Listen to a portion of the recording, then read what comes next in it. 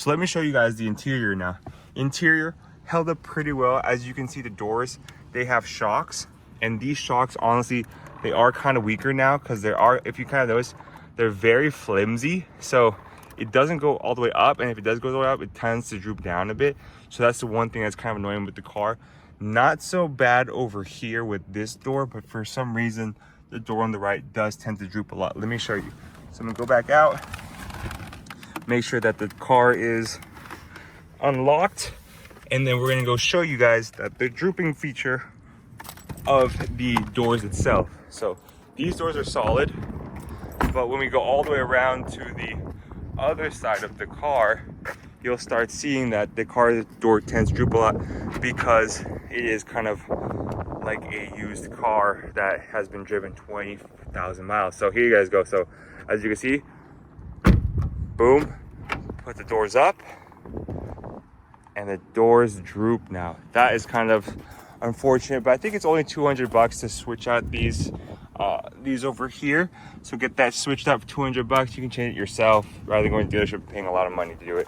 But overall, I don't really use the passenger side, so it don't really bother me. But let me also show you guys the carbon fiber around here. So the carbon fiber around the door, as you can see, it is yellowing out now because it is an older car, so that has yellowed out.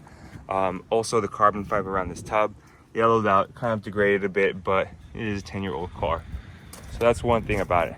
All right, so overall, let me show you guys the passenger side while we're still here.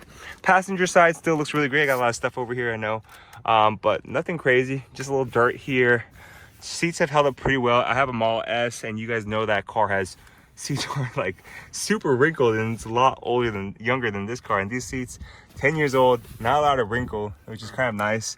And then as you can see over here, the back looks pretty good. Nothing crazy, no wrinkle, and nothing crazy here. It's because most people can't really fit back here, which is kind of unfortunate, but you do buy a supercar not to fit people, but just to drive for fun. So overall, the glass over there held up pretty well as well.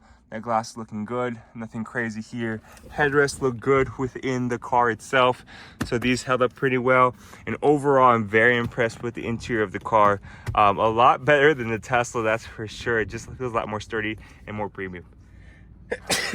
Excuse me, had a little sneeze there. So let me go show you back in the front seat, and let's go into the interior. But overall, car looks great. This, of course, door, a little drooping, but can't complain for the car. So let's go back inside. Also, I'm pretty impressed by this vent. It's supposed to make the car cool down faster as you drive it, and it's held up pretty well. No issues there right now. I thought it'd be more issues because it's all wide open, so nothing crazy there. Tint, on the other hand, it's holding up pretty well for 10 years of this car. Nothing crazy, it hasn't bubbled or popped, but you have little imperfections here and there, but nothing to kind of be concerned about.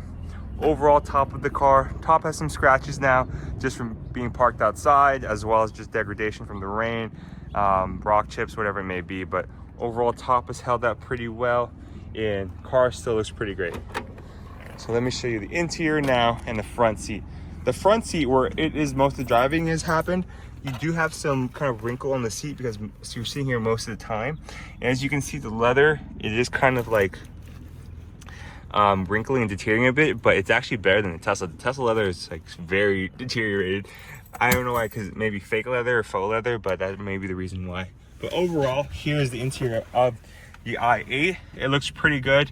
Nothing crazy per se. The interior does look a little bit dated, but this car was built in 2014, 2015, so that makes sense that the interior is outdated.